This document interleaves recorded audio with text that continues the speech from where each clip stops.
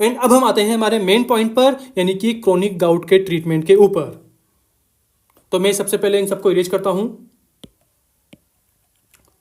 हाँ, तो देखिए मैंने सब कुछ इरेज कर दिया एंड अब हम आते हैं हमारे क्रोनिक गाउट के ट्रीटमेंट पर। तो देखिए क्रोनिक गाउट के ट्रीटमेंट में हमारा एम क्या है, हमारा लक्ष्य क्या है। हमें ब्लड के अंदर यूरिक एसिड को कम करना है, सीधी बात है, हमें यूरिक एसिड को कम करना है। तो ओवरऑल यूरिक एसिड को कम करने के आपके पास क्या क्या ऑप्शन हो सकते हैं। मैं आपसे नॉर्मली पूछूं तो आप बोलेंगे कि सर इसका सिंथेसिस कम कर दो, या फिर सर इसका एक्सक्रीशन इंक्रीज कर दो, या फिर सर इसका मेटाबॉलिज्म इंक्रीज कर दो। ओके, अगर अगर अगर यूरिक एसिड कम बनेगा तो कॉमन सी बात है भाई, ऐसे ही कम हो गया। अगर यूरिक एसिड का एक्सक्रीशन हमने बढ़ा दिया यूरिन के थ्रू तो कॉमन सी बात है भाई, जो ज़्यादा यूरिक एसिड था क्या हो जाएगा, कम हो जाएगा। अगर हमने यूरिक एसिड को मेटाबोलाइज कर दिया तो कॉमन सी बात है भाई, यूरिक एसिड अनदर फॉर्म में चेंज हो जाएगा। अगर अनदर फॉर्म में चेंज हो जाएगा तो ये गाउट नहीं करेगा, या फिर बोल दीजिए गाउट के सिम्टम्स को क्या कर देगा, कम कर देगा। तो ओवरऑल हमारे पास यूरिक एसिड को कम करने के टोटल 3 ऑप्शन हैं। सिंथेसिस को कम करना, एक्सक्रीशन को इंक्रीज करना, या बोल दीजिए मेटाबॉलिज्म करना। तो ओवरऑल इन्हीं 3 को मैंने यहाँ लिख रखा है, number 1, number 2 and number 3। Number 1 क्या है, डिक्रीज यूरिक एसिड सिंथेसिस। और देखिए यूरिक एसिड के सिंथेसिस को डिक्रीज करने के लिए हम क्या करेंगे, जो ये जेंथिन ऑक्सीडेज एंजाइम है ना, इसे इनहिबिट कर देंगे। तो देखिए नीचे मैंने वही लिख रखा है, जेंथिन ऑक्सीडेज इनहिबिटर। मतलब कि हम पेशेंट को जेंथिन ऑक्सीडेज इस वाले एंजाइम को इनहिबिट करने वाली ड्रग्स देंगे। तो अब आप बोलेंगे कि सर इसकी ड्रग्स कौन कौन सी होती है। तो देखिए नीचे मैंने वही लिख रखा है कि एलोप्यूरिनोल, ऑक्सीप्यूरिनोल एंड फेबुक्सोस्टेट, ये तीनों की तीनों क्या होती है, जेंथिन ऑक्सीडेज इनहिबिटर। देखिए जेंथिन ऑक्सीडेज इनहिबिटर, इसके अंदर टोटल 3 ड्रग आती है, एलोप्यूरिनोल, ऑक्सीप्यूरिनोल एंड फेबुक्सोस्टेट। ये तीनों क्या करेगी, जेंथिन ऑक्सीडेज एंजाइम को इनहिबिट करेगी। अगर ये वाला एंजाइम इनहिबिट हो गया तो हाइपोजेंथिन जेंथिन में कन्वर्ट नहीं होगा, या बोल दीजिए जेंथिन यूरिक एसिड में कन्वर्ट नहीं होगा। ओवरऑल क्या हुआ, यूरिक एसिड का सिंथेसिस डिक्रीज हो गया। ओके, और देखिए आपको यहाँ पर फेबुक्सोस्टेट टेबलेट दिख भी रही होगी, देखिए ये वाली फेबुक्सोस्टेट, ये यहाँ पे लिख रही। ओके, तो दिस इज फेबुक्सोस्टेट। तो ओवरऑल हमारा पहला एम खत्म हो गया कि हमें क्या करना है, सिंथेसिस को कम करना है, किसके, यूरिक एसिड को। अब हम आते हैं हमारे सेकंड पॉइंट पर कि हम और कैसे कर सकते हैं यूरिक एसिड को कम। तो देखिए सेकंड ऑप्शन क्या है, यूरेट 1 इनहिबिटर। मैंने यहाँ बताया था ना भाई, यूरेट 1 इसका काम क्या है, यूरेट 1 का काम होता है कि जो ल्यूमेन होती है रीनल ट्यूब्यूल की, उस ल्यूमेन से रीएब्जॉर्ब करना किसको, यूरिक एसिड को। तो ओवरऑल अगर हम इसे इनहिबिट कर देंगे, यूरेट 1 को इनहिबिट कर देंगे तो क्या होगा, रीएब्जॉर्प्शन डिक्रीज होगा और रीनल एक्सक्रीशन बढ़ जाएगा, किसका, यूरिक एसिड का। तो ओवरऑल हम क्या करेंगे, यूरिक एसिड के एक्सक्रीशन को क्या करेंगे, इंक्रीज करेंगे। मतलब कि यूरेट 1, जो ये वाला यूरेट 1 है, इसे क्या करेंगे, इनहिबिट करेंगे। ओके, एंड अब आप बोलेंगे कि सर यूरेट 1 इनहिबिटर, इसके अंदर कौन कौन सी ड्रग्स आती है। तो देखिए मैंने नीचे लिस्ट बना रखी है, कौन कौन सी ड्रग आएगी, probenecid, sulfinpyrazone, benzbromarone and lesinurad. Okay, overall probenecid, sulfinpyrazone, benzbromarone and lesinurad, ये चारों के चारों ड्रग क्या करती है, यूरेट 1 इसे इनहिबिट करती है। अगर यूरेट 1 को इनहिबिट कर दिया तो ओवरऑल ये चारों ड्रग क्या करेगी, ये यूरिक एसिड के एब्जॉर्प्शन को डिक्रीज करेगी। ओवरऑल अगर आपसे कोई पूछे कि इन चारों ड्रग्स का फंक्शन क्या है, तो आपको एक बात में क्या, एक लाइन में क्या बोलना है, यूरेट 1 को इनहिबिट करेगी, यानी कि यूरिक एसिड के रीएब्जॉर्प्शन को डिक्रीज करेगी। कहाँ से, पीसीटी से रीएब्जॉर्प्शन को डिक्रीज करेगी। ओके, और देखिए इन चारों ड्रग्स को क्या बोलते हैं, यूरिको यूरिक्स। यूरिको यूरिक्स मतलब कि इन्होंने क्या किया, रीएब्जॉर्प्शन को डिक्रीज किया। अगर रीएब्जॉर्प्शन को डिक्रीज किया तो इनडायरेक्टली क्या किया, यूरिक एसिड के रीनल एक्सक्रीशन को बढ़ा दिया। मतलब कि यूरिन में ज़्यादा किसका सिक्रीशन होगा, यूरिक एसिड का सिक्रीशन होगा। तो ओवरऑल यूरिन में बहुत ज़्यादा यूरिक एसिड आ रहा है, तो इसीलिए इन्हें क्या बोलते हैं, यूरिको यूरिक्स। यानी कि यूरिन में यूरिक एसिड का एक्सक्रीशन बढ़ा दिया, कैसे, यूरिक एसिड के एब्जॉर्प्शन को कम करके। सीधी बात यूँ है कि आपसे कोई पूछे यूरिको यूरिक्स, इसके अंदर कौन कौन सी ड्रग आती है, तो ये 4 ड्रग आती है, प्रोबेनासिड, सल्फिन पायराजोन, बेंज ब्रोमोरोन, लेसिनुराड, खत्म। तो ओवरऑल सेकंड में हमने क्या किया, एक्सक्रीशन को इंक्रीज कर दिया। ओके, अब हम आते हैं नंबर 3 पॉइंट पर। मतलब कि अब हम क्या करेंगे, जो यूरिक एसिड है इसे मेटाबोलाइज कर देंगे और मेटाबोलाइज करने के बाद इसे वाटर सोल्यूबल फॉर्म में कन्वर्ट कर देंगे। अगर हमने यूरिक एसिड को मेटाबोलाइज करने के बाद इसे वाटर सोल्यूबल फॉर्म में कन्वर्ट कर दिया तो कॉमन सी बात है भाई, वाटर सोल्यूबल है तो ये किसके थ्रू एक्सक्रीट हो जाएगा, यूरिन के थ्रू एक्सक्रीट हो जाएगा। तो ओवरऑल हम किस तरह से यूरिक एसिड को वाटर सोल्यूबल प्रोडक्ट में कन्वर्ट करते हैं, तो देखिए इसका आंसर है यूरेट ऑक्सीडेज या यूरिकेज। ओवरऑल जो ये वाला एंजाइम है ना, इसे हम कहाँ से देंगे, बाहर से देंगे। अब आप बोलेंगे कि सर बाहर से क्यों दे रहे हैं, तो देखिए जो ये यूरेट ऑक्सीडेज या यूरिकेज है ना, this is absent in human.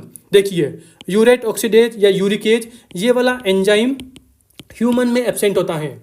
अगर एब्सेंट होता है तो कॉमन सी बात है भाई, हमें बाहर से देना पड़ेगा।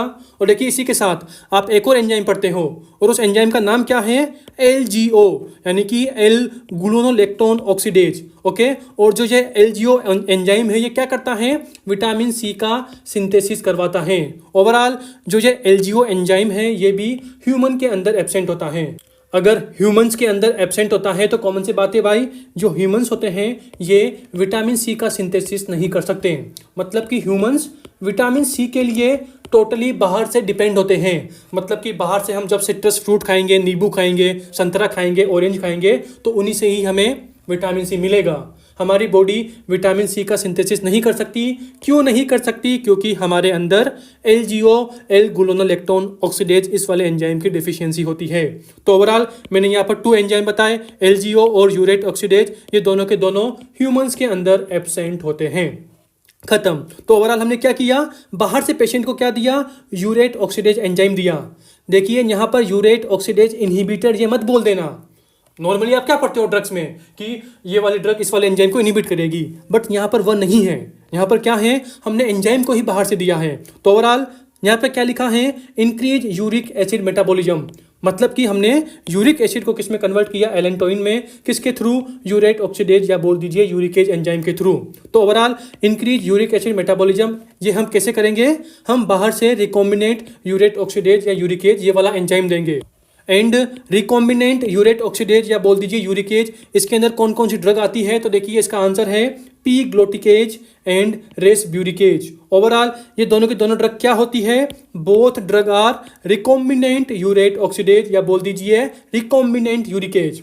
तो ओवरऑल ये दोनों की दोनों ड्रग क्या करती है, ये दोनों ड्रग यूरिक एसिड को किस में कन्वर्ट करेगी, एलेंटोइन में कन्वर्ट करेगी। एंड देन एलेंटोइन जो वाटर सोल्यूबल होता है ये फाइनली यूरिन के अंदर एक्सक्रीट हो जाएगा। ओके, और देखिए आप इसे ऐसे याद कर सकते हो RMP से। अरे यार, जब भी हम पंखा, सीलिंग फैन को बाई करने जाते हैं तो हम क्या देखते हैं, RMP देखते हैं कि पंखे का RMP कितना है। RMP मतलब राउंड पर मिनट, कि ये पंखा 1 मिनट में कितने चक्कर काटता है, कितनी बार घूमता है। तो ओवरऑल जो RMP है, RMP में R का मतलब क्या है, रेस ब्यूरिकेज, M का मतलब क्या है, मेटाबॉलिज्म। अरे यार मेटाबॉलिज्म करा रहा है ना यूरिक एसिड का, तो M का मतलब क्या है, मेटाबॉलिज्म। P का मतलब क्या है, पी ग्लोटिकेज। ओवरऑल RMP यानी कि रेस ब्यूरिकेज और पी ग्लूटिकेज। ओवरऑल RMP निमोनिक किससे रिलेटेड है, M से रिलेटेड है, यानी कि मेटाबॉलिज्म से, यूरिक एसिड के मेटाबॉलिज्म से रिलेटेड होता है। ओके, तो ये बात हो गई। तो ओवरऑल देखिए मैंने पूरे के पूरे गाउट की एकदम डिटेल से बात कर ली। ओके, तो मैं एक बार सबको इरेज करता हूँ। ओके, तो ओवरऑल देखिए मैं पूरी बात कर ली। एक बार मैं आपसे स्पीड से रिवाइज करता हूँ ताकि आपको सब कुछ इस वीडियो में ही याद हो जाए, आपको रूम पर अलग से याद करने के लिए थोड़ी दम न लगानी पड़े। ओके, ओवरऑल गाउट का ट्रीटमेंट दिमाग में क्या रखना है, तो 2 तरह से करते हैं, अक्यूट गाउट का ट्रीटमेंट, क्रोनिक गाउट का ट्रीटमेंट। जब भी हम अक्यूट गाउट को ट्रीट करेंगे तो हमारा एम क्या होना चाहिए कि हमें इन्फ्लेमेशन को कम करना है, या फिर बोल दीजिए हम सिम्टोमेटिक ट्रीट करेंगे। सिम्टोमेटिक का मतलब क्या होता है कि जो पेशेंट बोल रहा है ना, जो पेशेंट सिम्टम बता रहा है तो उसके सिम्टम्स को कम कर दो। तो ओवरऑल सिम्टोमेटिक ट्रीटमेंट या बोल दीजिए इन्फ्लेमेशन को कम करना है। ओवरऑल अक्यूट गाउट के ट्रीटमेंट में 3 ड्रग देते हैं, non steroidal anti inflammatory drug, colchicine and corticosteroid. देखिए NSAID, इसके अंदर हम सारी ड्रग दे सकते हैं एक्सेप्ट 2 ड्रग। कौन कौन सी, एस्पिरिन की low dose and paracetamol. Okay, उसी के साथ NSAID को हमें रीनल फेनियल यानी कि जिसकी किडनी खराब है उस पेशेंट को नहीं देना, जबकि हम कोल्चिसिन को जिस पेशेंट की किडनी खराब है उसमें दे सकते हैं। ओके, नंबर 2 क्रोनिक गाउट का ट्रीटमेंट। देखिए इसके ट्रीटमेंट में हमें क्या दिमाग में रखना है कि हमें पेशेंट के ब्लड के अंदर यूरिक एसिड को कम करना है। एंड यूरिक एसिड को कम हम कैसे करेंगे, 3 तरीके से कम करेंगे। नंबर 1 क्या है, यूरिक एसिड के सिंथेसिस को डिक्रीज करके।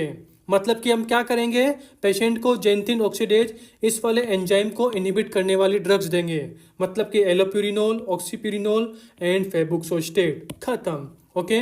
नंबर सेकंड क्या है कि हम क्या करेंगे, यूरिक एसिड के एक्सक्रीशन को इंक्रीज कर देंगे। और कैसे करेंगे, URAT1 इस वाले रिसेप्टर को इनहिबिट करके। ओके। अगर हमने URAT इसको इनहिबिट कर दिया तो क्या होगा, यूरिक एसिड का रीएब्जॉर्प्शन नहीं हो पाएगा। अगर रीएब्जॉर्प्शन नहीं हो पाएगा तो कॉमन सी बात है क्या होगा, यूरिक एसिड का एक्सक्रीशन होगा।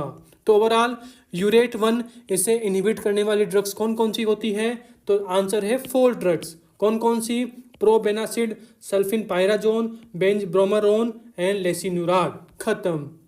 नंबर थर्ड ऑप्शन क्या है, मेटाबॉलिज्म बढ़ाना, मतलब कि जो यूरिक एसिड है इसका हम मेटाबॉलिज्म इंक्रीज कर देंगे। यानी कि कौन सी ड्रग्स देंगे, रिकॉम्बिनेंट यूरेट ऑक्सीडेज या बोल दीजिए रिकॉम्बिनेंट यूरिकेज। इसके अंदर टोटल 2 ड्रग्स आती है, पी ग्लूटाकी, इसके अंदर टोटल 2 ड्रग्स आती है, पी ग्लोटिकेज एंड रेस ब्यूरिकेज। और देखिए ये दोनों की दोनों ड्रग ओनली IV अवेलेबल है। देखिए ना यहाँ पे देखिए फेबुक्सोस्टेट इसकी क्या है, टैबलेट है, बट जो ये दोनों ड्रग होती है पी ग्लोटिकेज एंड रेसब्यूरिकेज, ये ओनली IV आती है, इनकी कोई टैबलेट वैबलेट नहीं आती। ओके। तो ओवरऑल आप समझ गए होंगे। और देखिए इस पूरी की पूरी वीडियो का जो मेन चीज़ है ना वो क्या है, ये पूरा का पूरा चार्ट। मतलब कि हमने क्या किया, एक ही चार्ट में पूरा का पूरा गाउट का ट्रीटमेंट विद रीजन। मतलब कि मैंने बताया कि ये दिक्कत है और ऐसे हम सोल्व करेंगे। देखिए मैंने बताया कि ज़्यादा है, आर्थराइटिस है, तो क्या करेंगे, एक्यूट गाउट का ट्रीटमेंट करेंगे। उसके बाद मैंने बोला कि ज़्यादा यूरिक एसिड है तो उसे हम 3 तरीके से ट्रीट करेंगे। तो ओवरऑल जो भी है सब कुछ आपको इसी पेज में दिखाई दे रहा है। मतलब कि जितना भी कन्फ्यूजन है वो आपका कहाँ होगा, इसी पेज में होगा। ओके। और सॉल्यूशन भी कहाँ मिलेगा, इसी पेज के अंदर मिलेगा। ओके। और देखिए आप इस पूरे के पूरे पेज को अगर डाउनलोड करना चाहते हैं एज PDF तो कहाँ से डाउनलोड कर सकते हैं, वही TCML मोबाइल ऐप से। ओके। एंड देन जैसे मैं बोल रहा हूँ कि this is our helpline number, क्या है 7690981229।